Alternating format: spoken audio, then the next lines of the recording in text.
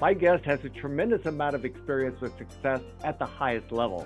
In his football career, he won championships at the collegiate and professional level, winning a Big Ten championship at Purdue University and a Super Bowl championship with his hometown Pittsburgh Steelers. Now, the basis of his business now, called Basic Instruction, is based on the requisites he's pinpointed that helped him reach the highest levels of success in professional football.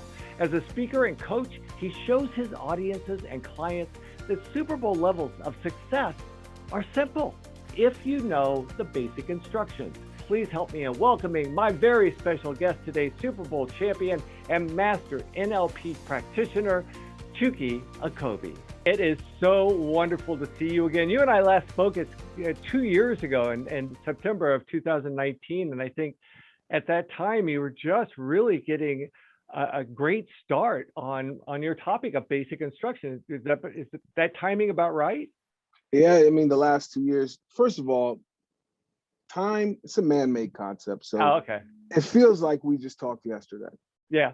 And so, yeah, I mean, as far as getting the basic instructions out there and empowering people to take control of their self so they can take control of their world, taking care of themselves mentally and emotionally, so they can feel empowered in their life as parents, as professionals, as leaders and teachers to the youth. It's important that we essentially get ourselves aligned so that we can feel in control of our circumstance in the present and in the future. So it's been good. It's been good. A lot of people have been receptive to it, and I've helped a lot of different clients get in very specific results in their lives and in their businesses, and it's been good. It's been really good. Probably because they watched your podcast. So a couple of things stand out to me from that conversation. One was that basic instruction is not the full title. It is basic instruction before leaving Earth, which is actually, if you put each letter in a row, the first letter of each of those words, it comes to Bible. And one of the things you pointed out was it's not necessarily about the Bible, but it's about a spiritual following. Is that pretty accurate? That's one way to look at it. Yeah, absolutely. Yeah, I wouldn't say, as a person who believes in and follows the lead of Jesus Christ, it's not my objective here. Right. When you think about basic instructions before leaving Earth, it's like, how am I supposed to behave in my time on this planet? Right. What is the purpose here? What are we doing here on Earth?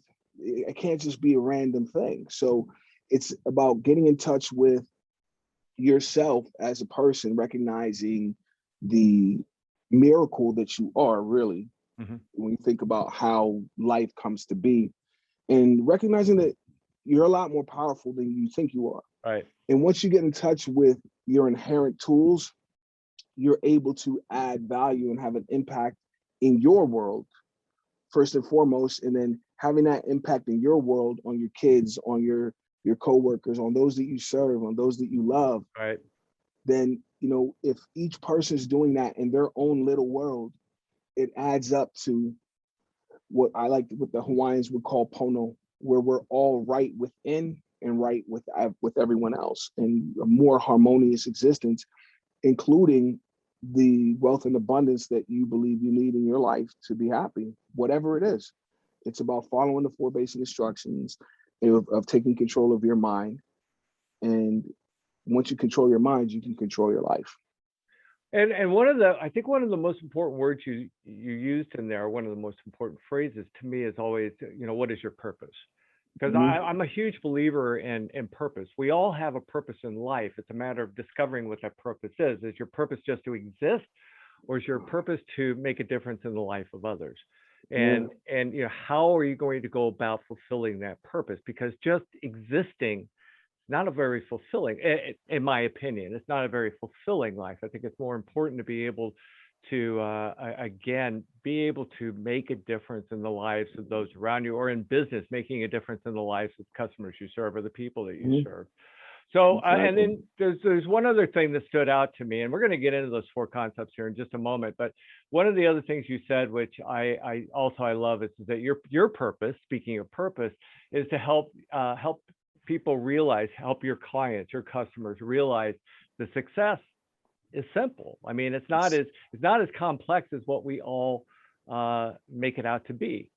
Absolutely, absolutely. You know, one way I like to explore this particular concept when I do trainings with companies, Right. real estate teams, or just working with people one-on-one coaching is perception is interpretation. And, you know, when I say perception is interpretation, most people are kind of like, huh, what do you mean? And I said, well, it's actually a pretty simple concept. Most people never really explore, they know the meanings of words, but have they ever really looked it up to see what it says, like what these words mean in the dictionary? So you take those two words, multi-syllable words, perception, interpretation, two very simple concepts. Perception, look in the dictionary. The definition of perception is to become aware Right. of something through the five senses. I smelled something, I tasted something, I heard something, I felt something, I saw something. Right. So that's all perception means. So perception is interpretation. What does interpretation mean? Look it up in the dictionary. Interpretation means to make sense of that which I perceive. Right. So when I say perception is interpretation, what I mean is the world is, for you, the world is whatever you say it is. If you tell me life sucks, I can't really challenge that because I've never felt your pain. Right. It's your perception. Your perception is your interpretation, or is your story.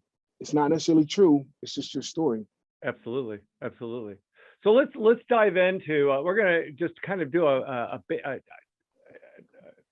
what do we call it? Bird's eye view of these 4 steps of basic instruction before we really get into the topic at hand, which is you don't know what you don't know, how your unconscious mind can be your number one resource or your saboteur in your business, career, and life. And I'm really excited by getting into this topic because I've been thinking about this a lot ever since you and I first spoke about this discussion. Right. All right. So the 4 steps of basic instruction. The first one, let go of the past.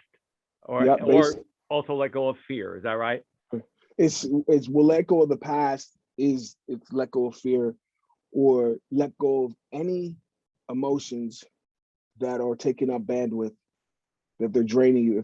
If something from the past is really weighing on you in terms of your thoughts and your emotions, you got to consider letting it go, because we all have a purpose, we all have a path or a destination that we're looking to get to. Right. And that whatever from the past that hurts, it's just slowing you down. And so a lot of times letting go of the past can mean things like, you know, if I'm working with a client and they're looking to get results in their finances, right? And I'll ask them a simple question, okay, what is it that you're saving money for? Why are you saving money? And if they give me an answer like, because I don't want to be broke, they're focused on the past. Right. They're focused on what they don't want. And the thing is, if what I don't want is over here, and what I do want is somewhere over there, and I'm focused on, I got to keep an eye on being broke to make sure I'm not broke. Yeah. I can't even get a clue how to get what I want because I'm so focused on what I don't want.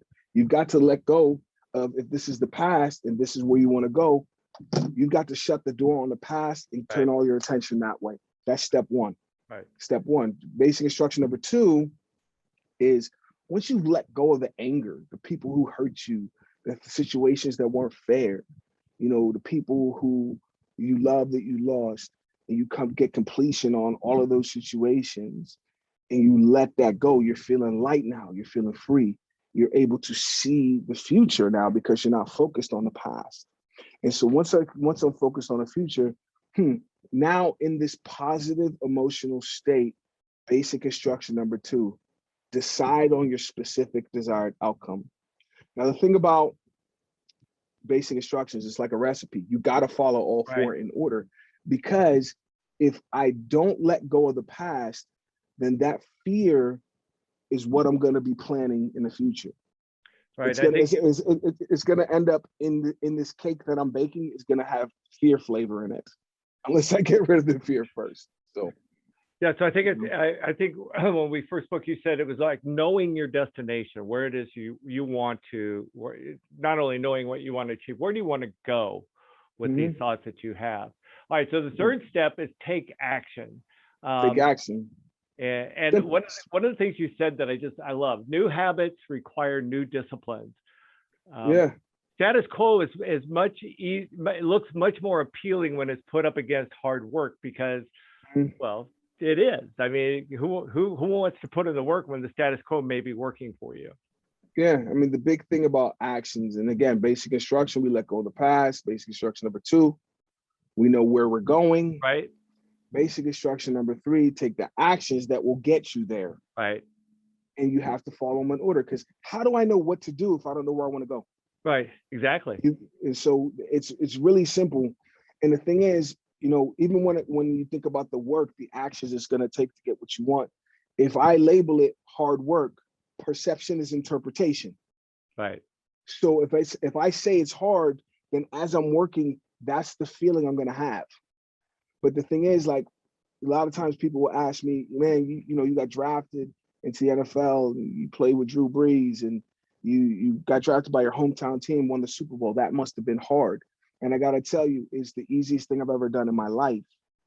I've worked very hard, but it was a pleasure because my focus was on the destination. So every time I'm working, and when I was running at the track and it's 96 degrees outside, getting ready for training camp, it was a pleasure because I thought, damn, if I do 2 or 3 more sprints, I'll be that much better when I get to where I'm going. And so it was easy to do. A lot of times, you know, I'll tell you a metaphor. I grew up, you know, my dad wasn't really around, so I used to collect father figures, and, you know, found my place, my purpose through sports as a kid. And so I would really project that at the coaches and the men that were teaching me how to be a better man, and looking at them, how can I become a success and be like him, you know? And so, you know, I had my offensive line coach in college is my number one father figure throughout my life, Danny Hope. And I used to go to his office every day, an hour before practice, just to talk about life, just to have those father-son type conversations. And college coaches, all they do is recruit. So that topic came up a lot because this is his world, you know? And the way he used to talk about recruiting, he said, you know what, as a coach, I don't need the best players to win. I can coach them to get the job done. No matter what, I'll find a way to win with what I'm working with. But when I'm recruiting, when I get to choose who I work with, there's only 2 types of people to recruit. You have mules and you have thoroughbreds. Now give me a whole bunch of mules. Okay, I will get the job done. Somehow, some way, I'll figure it out. The issue is I know I'm gonna have to work harder because I'm gonna have to use the stick to beat this mule to get him to work. That's more work for me. You know, I would prefer not to do that. But give me a thoroughbred. Now, a lot of people think they're thoroughbreds, but the question you got to ask yourself is, am I really? Because give me a thoroughbred, I don't need the stick. I don't need a carrot. All I got to do is give this kid the basic instructions of how to get what he wants. Open the gate and watch him run. Right. So that was me. Is all I thought about was what I wanted, not what I didn't want. Right. And it wasn't hard work because I decided if it's hard or not. Which all leads us to that fourth and maybe the most important basic instruction is focus. How can I focus until I achieve my goal? Yeah, precisely. Well, the first thing is you need what I call inspired destination. So because hard work is what I call required work, like paying your taxes. It's the type of thing that makes you say, oh, do I have to do this? That if that's the way you look at doing the work to get your goal, you're never going to get it. To me, you need to be inspired. You need to be inspired. You need to have something in your future that's so compelling that I'm jump out of bed every morning like, let's do this. And if you don't have that, then it's going to be hard work. And so when you think about focus, you want to focus on the goal. not how hard you're having to work in the moment. You got to focus on the goal. And if you focus on that goal, that's like the carrot dangling there, you know, and you're just, I want it. I got to have it. And that's the way you want to look at your goals as a parent, in your health and fitness, in your business, in your relationships, is what do you want? Not what you don't want. What do you want? And so like for me, I had some troubles at home growing up. And so there was pain. There was a pain motivator, and that I wanted to get away from the way life was. But at the same time, that wasn't my focus. Right. My focus is on where I'm going. And so I decided at age 7 that, you know, I felt loved. I felt part of the family as a kid playing sports. And that's all I ever really wanted. So I decided if I go pro, then I can experience that love. I can feel good about myself the rest of my life. And, you know, the big thing is I decided that at age 7, I didn't meet my goal until age 22. So I had to focus for 15 years. Or an even simpler way to put it is I had to follow the basic instructions over and over and over and over and over and over until I got there. And that's what that 4th basic instruction is about. So let's get into how these 4 basic instructions impact how your unconscious mind can either be your number 1 resource or a saboteur as you think about how you want to move forward in your business, your career, or even in your life. Yeah, I mean, the big thing is I'll use a situation that we can all relate to illustrate this. Okay. And so, you know, conscious mind, unconscious mind.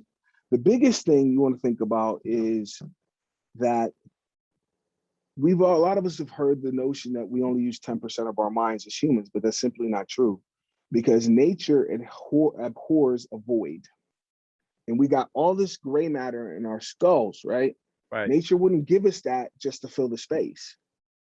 All of it is being used. It's just that there's 2 types of thinking for human beings. Right. You have a conscious mind, you have your unconscious mind.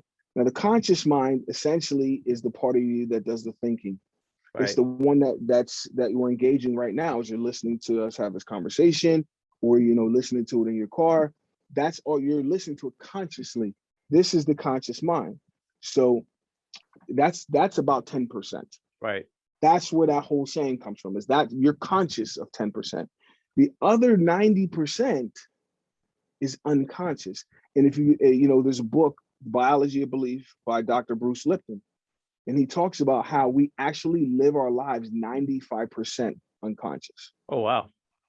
So of all the actions you take every single day, you're usually only aware of about 5 to 10% of what you're actually doing every day, every moment of every day. And so that unconscious mind is really the power that's creating whatever you're experiencing in life. Now, the conscious mind is in charge of thinking. The unconscious mind is in charge of your natural instincts. Most people don't think about in the moment, what's keeping my heart beating right now? How do I continue to breathe deep when I'm sleeping? How do my eyes keep blinking? These are things we can all agree we're doing, but we're not consciously controlling or aware of. That's what we're talking about. Right. So the unconscious mind really is what's running your life. It's what's running your life. The conscious mind is deciding where you want to go. But the unconscious mind is what's going to get you there. Right. And so the thing is, the unconscious mind is in charge of all of our unconscious functions. And the one unconscious function that is the real, either what's going to make or break you, right, is the fact that all of our memories and emotions attached to them are stored in the part of our mind that we are unconscious of. So again, think about it, Ron. Have you ever woken up and decided consciously, you know, today, when I have that big presentation, I'm going to make sure I'm afraid? Would you consciously do that? No, absolutely no, because fear comes, it's unconscious. Anger is unconscious. Nobody decides to get angry. I mean, you do technically, but that's a longer story. The thing is, in the moment, you didn't say, okay, it's time to be angry. No one says that. It's right. It's the unconscious mind that's producing that. It's what's in control of the emotions. So when you think about the emotions, how do we, if they're unconscious and I'm not conscious of it there, how do I know it's there? Well, it's real simple. Imagine your unconscious mind is like a long hallway, and you've got different rooms on either side. And on this side of the hallway, I've got a room and it's labeled happy. And the room next to that is labeled grateful. And the room next to that is labeled love. So every single time in your entire life that you felt this emotion that we call happy, from the first time you felt it as a baby to that first sip of coffee this morning, what the unconscious mind says is these feel the same. And they take those happy memories and in your unconscious, put them in the happy room. The grateful memories go in the grateful room. The love memories go in the love room. Now, the thing about emotions is there's no such thing as good and bad. It's positive and negative. They all act the same. So over here, I got a door and it says angry. I got a door next to that says fear. I got a door next to that says guilt. Now, every time you felt this emotion we call anger in your entire life, from the first time somebody took your toy away to when that jerk cut you off on 35 the other day, the unconscious mind says these feel the same. Right. And the anger goes in the anger room, the fear goes in the fear room, the guilt goes in the guilt room. Here's the significance. Whatever is the dominant room, whatever has the most stuff, creates what I call an emotional filter through which you see your world. And so here's the thing. It's, again, the emotions are unconscious of people. So how do I know it's there? It's real simple. Looking at your world through an emotional filter is like me looking at that tree through this window next to me. I can see the tree, I can see the leaves, I can see the trunk, the blue sky, the clouds, the green grass. But there's something I'm looking at that I cannot see. But there's no doubt that it's there. And that is the glass. It's clear, almost like it's unconscious. And I think I'm seeing the world clearly, but it's only through the lens of my emotion. So then whatever I see out there, I'm going to see it through that emotion. So if my anger room is full of stuff, if that's the dominant one, I'm gonna see that tree. It's like, gosh, it would be so much better if this tree wasn't here and I could have a better view. You know, that's pissing me off. That's the glass. And so understand that if you don't know how to let go, follow basic instruction number one, if you don't know how to clean out those negative rooms, then you're literally going to feel that at the deepest level of who you are every moment of every day until you learn how to recognize it and what exactly to do and how simple it is to let it go. First thing is you got to make a decision. So, well, you say how simple it is to let it go, but I mean, I mean, there are days, I mean, I think as humans, there's always going to be days when it just seems like, you know, the world is not going the way we want it to go. Okay. And it drives us insane. We lose our temper probably more than we should. We become morose, if you will. We just all I want to do is just get through this lousy day. How do you control that? How do you say, take a deep breath and start again? How do you do that? Perception is interpretation. When you say it, I believe that you're always going to have bad days. Ron, that's your story, bro. I consider the alternative. Every day above ground is a perfect day. So stop telling. The reason it feels this way is because I keep saying it sucks.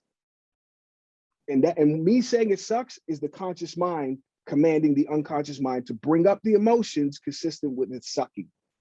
And so here's the thing. How do you control it? Control your story. Control your story. And the thing is, the unconscious mind works on habit. So if a lot of times when you say, well, I'm probably always going to have bad days, what you're actually doing is remembering the past bad days and projecting it into the future. It's you. You're making a decision as to what you believe the world is, and what you believe is what's going to dictate how you experience it. So, you know, a lot of times, you know, people have limiting beliefs about what's possible for themselves. I would say, you know, with total aloha here, that, you know, this belief that you're going to have bad days is it's a limitation that you've created based on not letting go of those past bad days. So you anticipate every day is going to be like that. Well, the thing is, what if it's not? What if It doesn't have to be that way. What if that's not a truth? It's just what you've experienced up until now. But what if you can have a different experience going forward? And so that's really the thing, is to understand that I am in control. I am in control. The way I always like to illustrate this in trainings and coaching is, think about your conscious mind and unconscious mind as a little kid. The conscious mind is a little kid. It's you. It's you, but like a 4-year-old, 5-year-old version of you before society got to you, started programming you. And then the unconscious mind is your best friend. It's your dog. But you're just a little kid, right? This dog is a 175-pound Great Dane. Right. And you, the 4-year-old, you got the leash. So you're in charge, because he can't think like you. He's a dog. You're in charge. So remember that show from the 50s and 60s, Lassie, right? Remember that? Yeah, with Lassie and Timmy. Isn't it interesting that Lassie never spoke a word, yet Timmy always understood what she meant? So my you see what I mean? My point. And Timmy was always getting stuck in the well too. I mean, it just, yeah. But think about the communication between the kid and the dog. Okay. Right? Do you understand your emotions? Because that's the dog communicating with you. Or are you misunderstanding him? Because emotions are actually, there's no such thing as good and bad emotions. They're all good. Matter of fact, the negative ones are the most important ones, because it's evolutionary. This is how this human race has survived and gone on to dominate life on this planet. Right. It's because of the negative emotions. So I'll give you an example of where we misunderstand the emotions. We misunderstand what Lassie's saying. Okay. So check this out. It goes back to before we lived in a more civilized world, and we lived amongst the other wild animals in the mountains and the jungles and the forests, the plains, and before we had evolved as a species. And those negative emotions were the only way humans were going to survive. So just picture this story. So imagine I'm living in a cave with my family, and I'm the man, so I got to get up and go hunt and get some food for the family to eat. So I wake up before everyone else. I go out, and God, it's a beautiful day. If we kept the temperature back here in prehistoric times, I would think it's about 71 degrees. It's perfect. Okay. Sun shining, hear the birds chirping. I'm feeling grateful. My wife looks so beautiful sleeping there. And I'm so glad I have these kids and everything's great. So I'm thirsty. So I go to the creek to get a drink of water, right? So I kneel down by the creek and take a sip. Oh, this is refreshing. And I go to take another sip. And just as I'm about to take another sip, in my peripheral, there's a mountain lion. That's when you want that negative emotion. You need fear because it's an existential threat. Right. So you feel the fear. That's the dog telling you, pay attention. Pay attention. But here's the thing. Fear doesn't feel good. It doesn't feel good. So what do? Shove it down. Shove it down. Let me take this fear and put it in the fear room in my unconscious. Right. And pretend it's not there. And so the dog, which is your best friend, says, he's not getting it. He's not getting it. You know what I'm going to do? I'm going to hold on to this emotion until he gets it. And so what happens is the next time you get afraid again and you don't want to deal with it. So you put it in that room and you do this for decades. Now, what does that room look like? Simply because you don't understand Lassie. You don't understand the dog. And the dog is your best friend. That's why he's holding on to it, because he wants you to learn. So what you say is, every time I get angry, it's on you. That your anger is your story. Whatever story you're telling in your head, there's nobody else in there but you. So when I get angry, whatever story I tell about it is what I experience.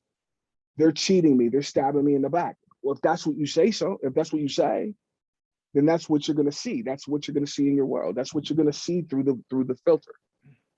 And so when we talk about letting it go, it starts with an understanding of what it actually is.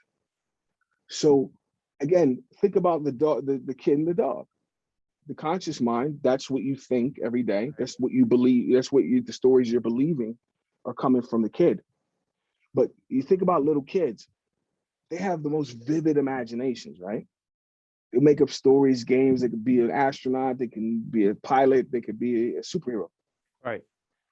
So think about this. Would the little kid make up a story about himself in which he's not, and he's racked with fear? He's the loser in the end. Would he consciously make that up?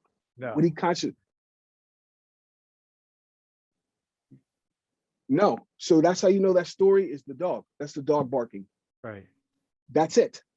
And so you got to recognize that is just how I feel in this moment. It's not the truth. Well, and it kind of goes back to something you said earlier, only I'll probably say it a little bit different. You were talking about perception. And for me, one of the things I talk to my clients about is how perception is reality. If you, and as an example with the metaphor that we were just using about having a bad day, just letting the bad day consume you. If your perception is it's a bad day, then it's going to be a bad day. If your perception is it's going to be a good day, then it's going to be a good day. Exactly. Exactly. And it's even in the way you treat people. If you treat people, if the perception is that this individual treats me well and with respect, then that's going to be the perception they walk away with. But if the perception is I'm going to do my best to walk as far around that individual as I possibly can because they're just always so negative, then again, perception is reality. Yeah, perception is reality to the individual who perceives it. Right. It's not reality. There's no okay, yeah. no good general point. Good reality. point. Yeah, okay. But you're right. It's perception is interpretation. Perception is reality. It's 6 in one hand, half a dozen. So it's the same concept. But I want to take it a step further. All right, let's do that. Okay, understand this. You ever walk down the street and smile at somebody and they smile back at you? Right? The world is a mirror. And so check this out. We mirror the seen and the unseen. Right. So think about that person you talked about walking around. When I think of them, I think, oh, this guy he's a jerk, or he's annoying, or I just don't like him. There's something wrong with that guy. What do you think I'm going to see in the mirror when I talk to him? I'm going to interpret him through my filter. Right. I'm only going to see those aspects of him that are consistent with what I think. So when you see him as annoying is a feeling. It's a subset of anger, which is an emotion, which is inside of you. You feel annoyed. He's not annoying. You're deciding. It's Pavlov's dog, right? Okay. You see him, I feel annoyed. You see him, I feel annoyed. You see him, I feel annoyed. The feeling's in you. So again, when you treat the customers with what the term I use is aloha. Treat the customer with aloha, then that's what you're going to get back for your business. Right.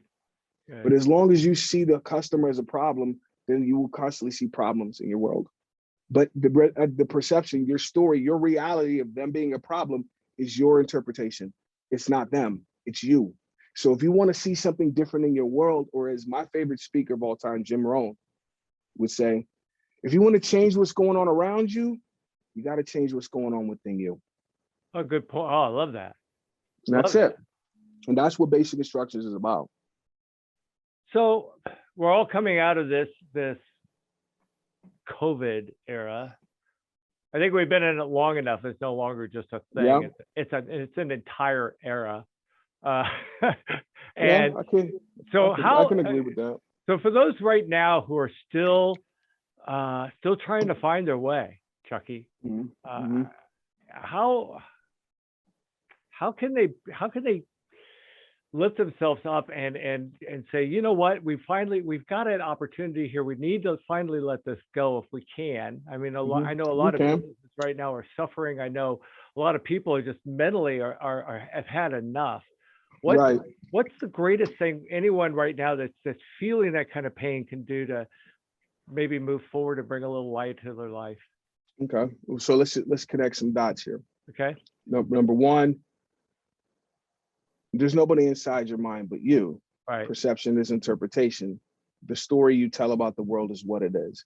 So generally speaking, and I'll break it down a little bit more here, is you got to control your story about what COVID means to you. You got to control it. Right. the story about it. I can't control the government. I can't control mandates. I can't, you know, if the rules say I got to wear a mask and I live in this society, then I got to put on a mask. However, whatever story about what COVID means to my life is on me. And so what those people, again, going back to the mountain lion and what emotions mean, here's why evolution gave us these negative emotions and why they work and how they work.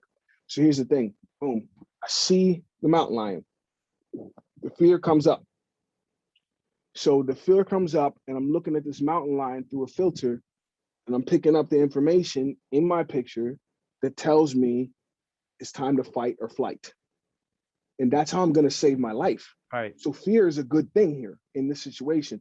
The problem is today we live in an infinitely safer world and fear still acts the same. So now the threat isn't a mountain lion. Unless I tell a story about what I'm seeing that it is a mountain lion, then I'm going to feel as if that I'm facing an existential threat. Right. And so that existential threat becomes a story I tell my dog. And the dog is going to follow my command because he loves me and he believes everything I say. Yeah. And so here's the thing, is understand that COVID's not in control. It's out there. It's a thing, but it doesn't run you. It's not inside your mind and heart. So it's about controlling your story around COVID.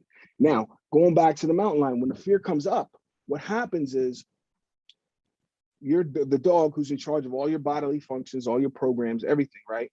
The dog shuts everything down because there's no time to think. There's no time to eat, there's no time to go to the bathroom, there's no time for reproduction because we have to focus on what is triggering the fear. So now it's a lot safer, but people still tell the story about whatever they decided is causing this feeling is existential. So now we're not afraid of a mountain lion, but we feel this fear. So we got to find something to make sense of it. Right. And what happens is, like my mentor, Dr. Matt James, he told, we were having a conversation years ago and he said, anytime you point the finger outside of yourself as to why you're not having the experience you want, you're not doing or having what you want. You say it's your ex's fault, or it's the government's fault, or whoever's in the White House, or them on that side of the aisle, no, them on that side of the aisle. Every time you point to something outside of yourself as to why you don't have what you want, or you're not experiencing what you want, you're not happy, what you're really saying is, you control me. And so when you say, oh, I lost my business because of COVID, it's because that's the story you were telling the dog the whole time up until it came into real life and your business fell apart. Right. It started with your story about what's happening. That's where it started. And then you saw it when you put sorry, we're closed on the door. That's right. The mirror. That is the mirror. It started inside of you. And so the thing is, when that fear comes up, because I see the mountain lion, the dog is going to shut down my thinking faculties. So because I'm feeling so afraid, I can't think my way out of this. And that's the key. Right. Is when I'm feeling angry, when I'm feeling sad, when I'm thinking guilt, logic shuts down.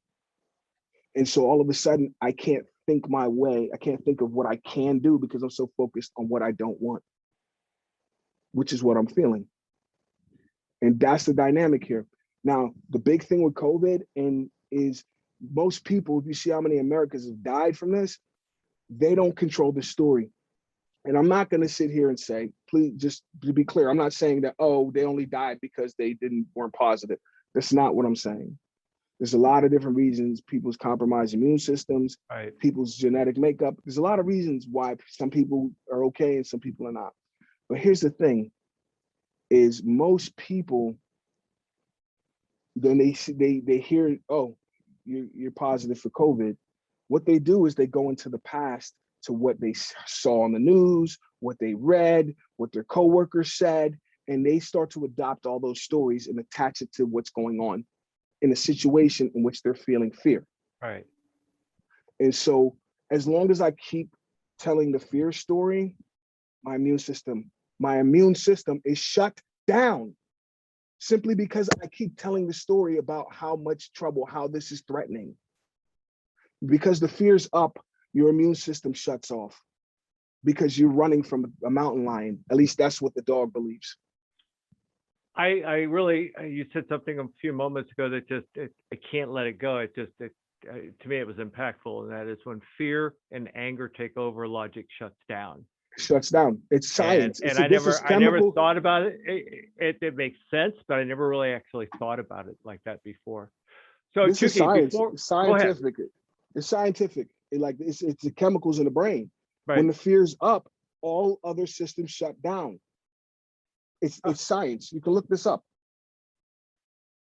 So before we do final thoughts, I was looking at your website, basicinstruction.com. Is that right? Or Yes. Is it Basic Instruction or Basic Instruction? Yep. There's four of them. Okay, so go. Pluralize.